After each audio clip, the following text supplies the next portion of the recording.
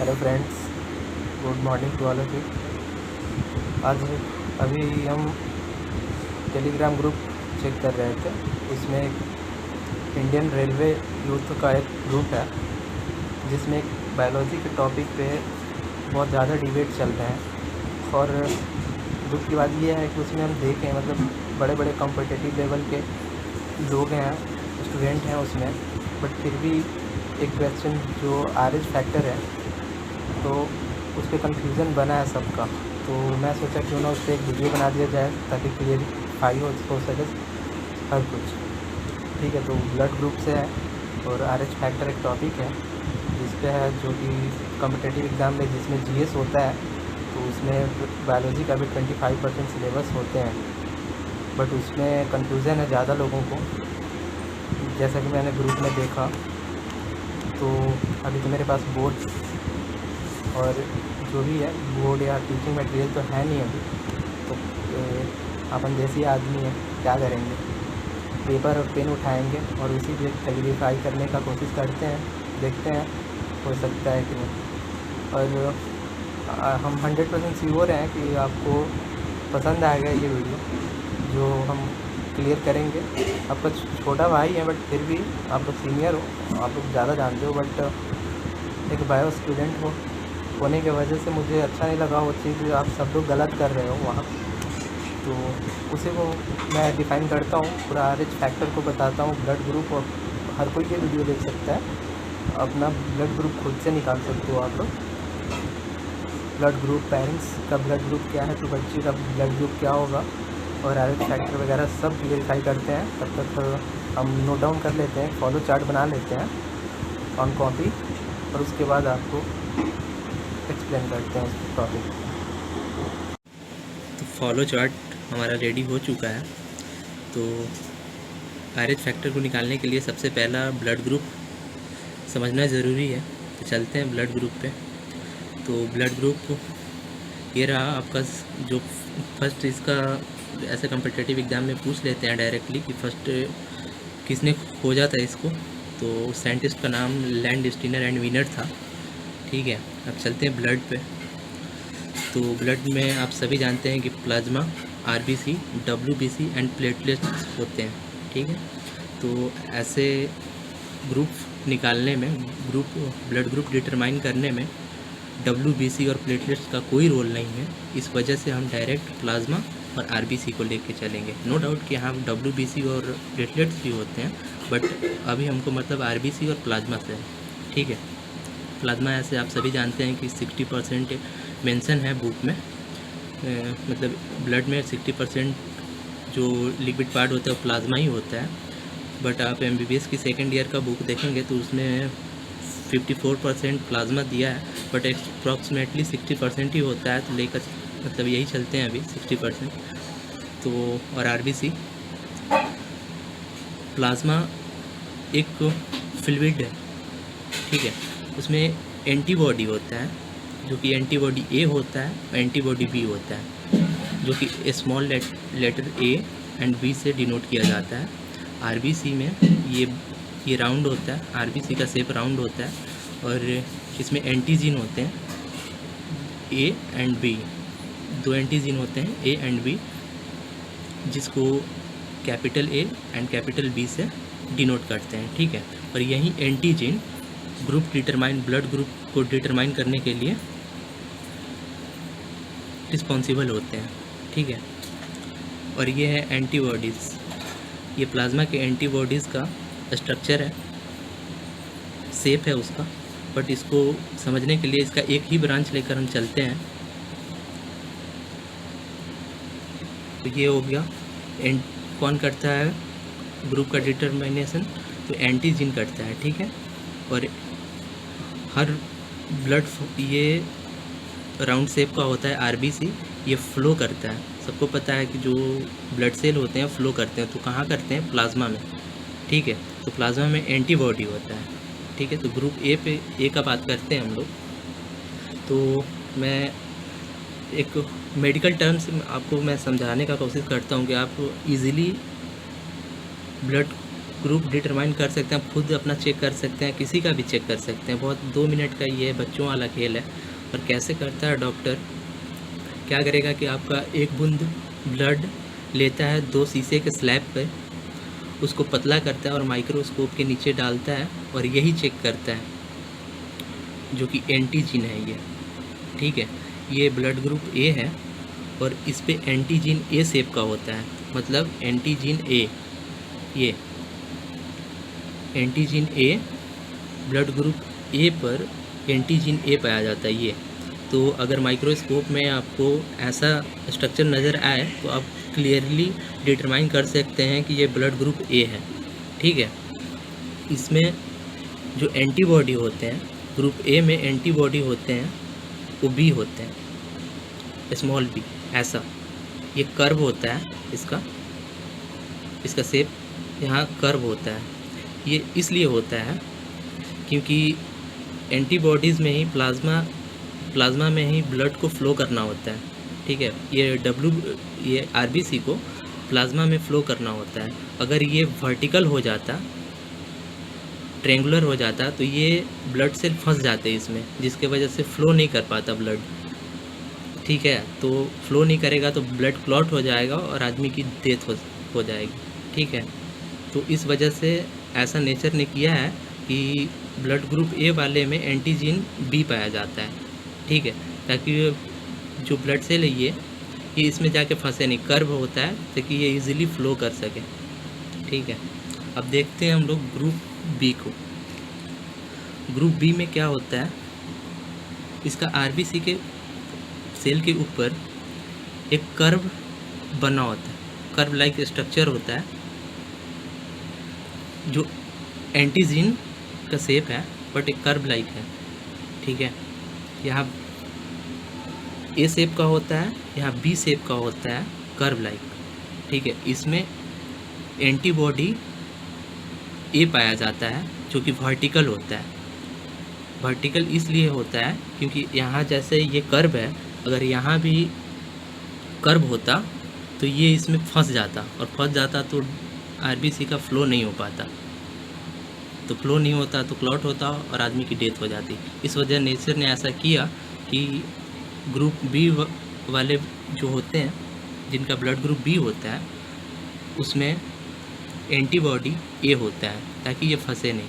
और ये तो आप समझ गए कि ब्लड ग्रुप बी पर कैसा स्ट्रक्चर होता है। तो आप इजीली माइक्रोस्कोप के हेल्प से आप अगर ब्लड सेल को देखोगे, अगर ऐसा शेप रहेगा तो आप समझ जाओगे कि ग्रुप बी है, इस ब्लड का ग्रुप बी है, और ये ब्लड ग्रुप ए। इतना आप समझ गए। अब चलते हैं ब्लड ग्रुप ए बी की ओर। ये रहा ब्लड ग्रुप ए बी आपका। इसमें ये वर्टिकल और कर्व दोनों होता है। ठीक है, ये ए बी का स्ट्रक्चर है, इसमें वर्टिकल और कर्व दोनों होता है। इसमें कोई एंटीजीन नहीं पाया जाता है। ये इसलिए नहीं पाया जाता है कोई एंटीजीन क्योंकि अगर ये कर्व होता, तो इस वाले स्ट्रक्चर को फंसा लेता, या वर्टिकल होता लाइक दैट, तो इस वाले स्ट्रक्चर को फंसा लेता, जिस वजह से ब्लड फ्लो नहीं कर पाता। इस वजह से नेचर ने ऐसा किया कि ए बी ग्रुप वाले लोगों में से एंटीबॉडीज़ को ही गायब कर दिया, जिससे ये इजीली फ्लो कर सके। तो ऐसा होता है। तो चलते हैं ब्लड ग्रुप ओ के तरफ। ओ का मतलब ये होता है कि नो एंटीजीन, जीरो होता है उसका, ना ए होता है ना बी एंटीजीन होता है, ना वर्टिकल होता है ना कर्व होता है, ये सपाट ऐसे रहता है इसका स्ट्रक्चर। ब्लड ग्रुप ओ का स्ट्रक्चर है ये, जिसमें नो एंटीजीन, जिसका मतलब होता है ज़ीरो, बट इसको ओ से डिनोट किया जाता है। तो ये रहा आपका स्ट्रक्चर। अगर आपको ऐसा दिखे तो आप माइक्रोस्कोप में अगर किसी ब्लड को आप देख रहे हो, ऑब्जर्व कर रहे हो, तो आप समझ जाना जिसमें नो एंटीजीन, कोई शेप नहीं होगा, तो वो ओ ब्लड ग्रुप है। ठीक है, इसमें दोनों एंटीबॉडी होता है, वर्टिकल्स भी और कर्व वाला भी, क्योंकि इसमें कोई शेप नहीं है, ये कोई फंसे, इसमें जाके कोई फंसने वाला तो है नहीं, इजीली ये फ्लो कर सकता है, इसका राउंड शेप है तो ये फंसेगा है नहीं। तो आराम से ये फॉलो कर सकता है। इस वजह से इसमें एंटीबॉडीज़ दोनों होते हैं। और सबसे इंटरेस्टिंग ऐसे बायोलॉजी में माना गया है कि ग्रुप बी वाले और ग्रुप ए वाले तो नॉर्मल होते हैं, बट ग्रुप ए बी वाले ज़्यादा बीमार पड़ते हैं, क्योंकि जो एंटीबॉडी होता है वो एब्सेंट होता है इनमें। और इलनेस से बचने के लिए एंटीबॉडीज़ का होना आप समझ सकते हो कितना ज़रूरी है। तो ब्लड ग्रुप वाले कम बीमार पड़ते हैं इन बायोलॉजी रिपोर्ट के अनुसार अगर माने तो, और क्योंकि इसमें एंटीबॉडी ए और बी दोनों होते हैं। ठीक है, तो इतना आप समझ गए। अब आराम से आप निकाल सकते हैं किसी का भी ब्लड ग्रुप देखकर। और अब चलते हैं RH फैक्टर पे, जिस पे इतना बड़ा डिबेट चल रहा है। ये कुछ नहीं है, RH फैक्टर का फुल फॉर्म होता है रीसस फैक्टर। ठीक है, इसको एक साइंटिस्ट है वीनर, जिन्होंने ब्लड सेल पे रिसर्च कर रहे थे, स्टडी कर रहे थे। उन्होंने तो देखा कि चलो ब्लड ग्रुप ए पे ऐसा है, ब्लड ग्रुप बी पे कर्व लाइक स्ट्रक्चर आ रहा है, तो ऑटोमेटिकली कुछ बंदरों पे ऐसा वो रिसर्च कर रहे थे। तो उसमें क्या हुआ कि एक ये रेक्टेंगल टाइप का एक शेप आया उनको नज़र में, तो चौंक गए कि ये है क्या, और इसमें नहीं था। तो वो सोचने लगे, उनके अंदर एक जिज्ञासा आई कि इसको क्यों ना क्लेरिफाई किया जाए। तो उन्होंने बंदरों का ब्लड लिया, बहुत सारे बंदरों का ब्लड लिया। इसका नाम बंदरों से ही है, रीसस एक मंकी का नाम है, जो कि आप अगर बायोलॉजी क्लासिफिकेशन के जानकार होंगे तो आपको ज़रूर ये पता होगा कि रीसस एक बंदर का नाम है जिसका फेस रेड होता है। अक्सर हम लोग की तरफ ये देखे जाते हैं। तो अगर बायोलॉजिकली टर्म में उसको रीसस ही बोलते हैं। तो रीसस मंकी पे हो रहा था, तो रीसस फैक्टर इसको बोला गया, जिसका शॉर्ट नाम RH फैक्टर है। ठीक है, तो अब चलते हैं इस पे। तो उन्होंने ब्लड ग्रुप ए देखा, बी देखा, तो ऐसे ही शेप थे, बट किसी में ऐसा शेप आया जो कि रेक्टेंगल या इसको क्यूब टाइप, मतलब उनको लगा ऐसा कि ये चतुर्भुज टाइप का ये स्ट्रक्चर है क्या। तो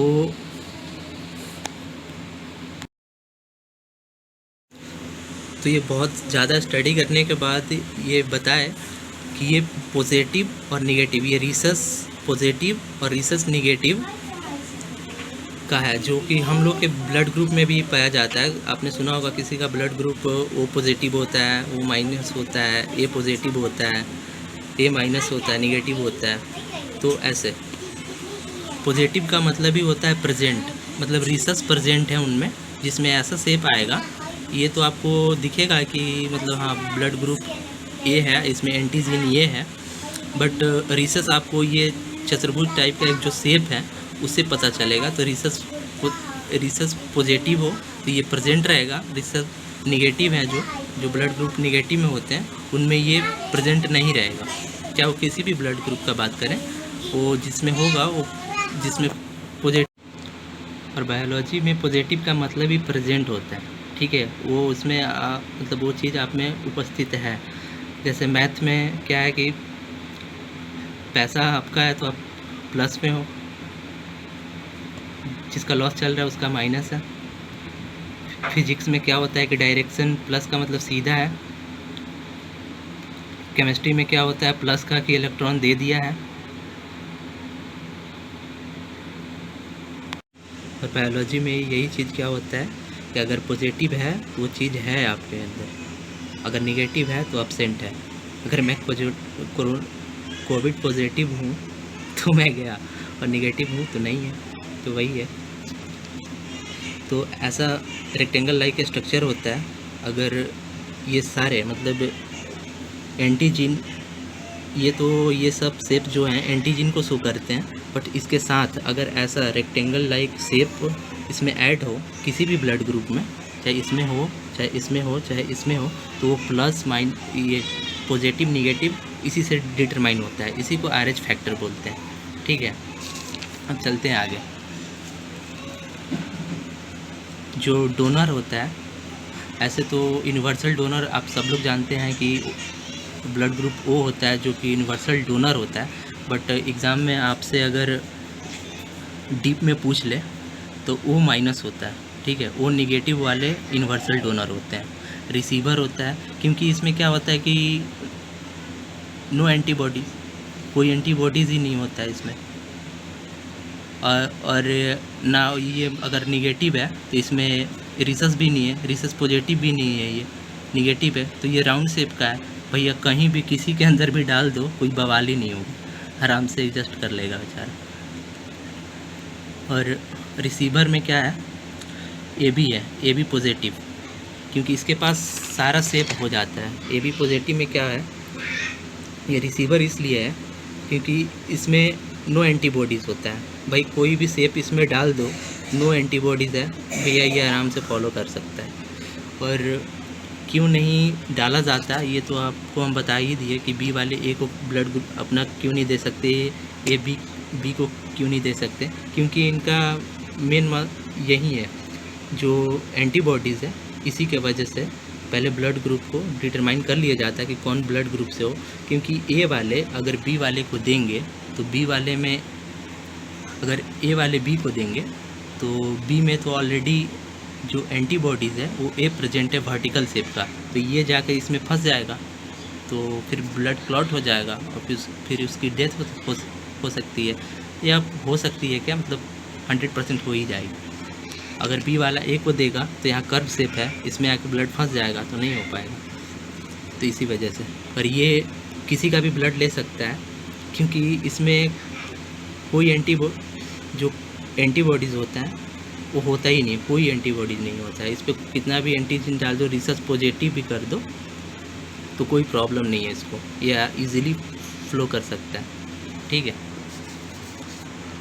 और वो वाला डोनर इसलिए होता है क्योंकि इस पर कोई शेप नहीं होता है भैया, कहीं भी डालो, कर्व में भी डालो या वर्टिकल वाले एंटीबॉडीज़ में भी डालो, कोई इसको फर्क पड़ने वाला नहीं है, इजीली मूवेबल है। बट इसमें ओ पॉजिटिव हो जाएगा, रिसस पॉजिटिव, तो इसमें ट्रेंगल लाइक स्ट्रक्चर बन जाएगा, और ट्रेंगल लाइक स्ट्रक्चर बन जाएगा तो फंस सकता है। इस वजह से यूनिवर्सल डोनर ओ निगेटिव को ही बोला जाता है, ठीक है। तो और इसी RH फैक्टर से रिलेटेड एक बीमारी होती है, इरिथ्रोब्लास्टोसिस बोलते हैं उसको बायोलॉजी में, जो कि अगर इसमें ये बीमारी जिनको भी होगी उनका बच्चा, एक ही बच्चा होगा, दूसरा बच्चा या तो 2-3 महीना में ही मतलब इन यूट्रस ही मर जाएगा या डिलीवरी के बाद मर जाएगा। क्योंकि मेल अगर पॉजिटिव हो, ये बीमारी कब होती है, मेल का ब्लड ग्रुप पॉजिटिव है और फीमेल का निगेटिव है, तो क्या होगा कि स्मॉटिक सैक होते हैं, जब वो बच्चा बाहर स्मॉटिक सैक फटेगा तो मेल का पॉजिटिव माने रिसस पॉजिटिव या कोई भी ब्लड ग्रुप हो, फीमेल का कोई भी ब्लड ग्रुप हो, अगर वो निगेटिव रिसस निगेटिव है तो ये मैच करेगा, जो कि ये मैच करते ही बच्चे का डेथ हो जाएगा, ठीक है। तो मतलब बहुत सारे लोग होंगे जिनके एक ही बच्चे होंगे और सेकंड ऐसा हो रहे हैं कि मतलब मरते जा रहे हैं, ऐसा मतलब आप लोग भी देखे होंगे। और हम लोग की तरफ भी एक है बंदे जिनका एक बच्चा है और बेचारे 15 साल से ट्राई किए जा रहे हैं। कौन बताया उनको कि इरिथ्रोब्लास्टोसिस है आपको, तो मतलब इस प्रॉब्लम से ऐसा हो रहा है। तो इसका इलाज भी है एक, जिसका वैक्सीन है। मैं आपको एक्स्ट्रा जानकारी के लिए बता रहा हूँ ये चीज़। रोलोगैम नाम का इसका आता है वैक्सीन, ठीक है। अगर वो थोड़ा महंगा है, जो कि वैक्सीनेशन का है प्रोसेस, अगर आप फ्री है, अगर वैसा चाहते हो कि नहीं सेकंड बच्चा भी हो जाए, तो उससे पहले आपको प्री डिलीवरी करवाना पड़ेगा। जैसे कि 9 मंथ में होने वाले हैं, जिसको 8 मंथ बाई ऑपरेशन, 8 मंथ में ही बच्चा को निकाल लिया जाएगा, जिससे वो मरेगा नहीं। क्योंकि जब नॉर्मल डिलीवरी होगा तभी जो स्मॉटिक सैक होगा वो फटेगा, और उसको फटने से पहले ही अगर ऑपरेशन करके निकाल लिया जाए तो उस पर कोई इफ़ेक्ट तो पड़ने वाला है नहीं। तो यही है, तो यही रहा आपका RH फैक्टर। उम्मीद है कि ईज़िली आपको समझ आया होगा।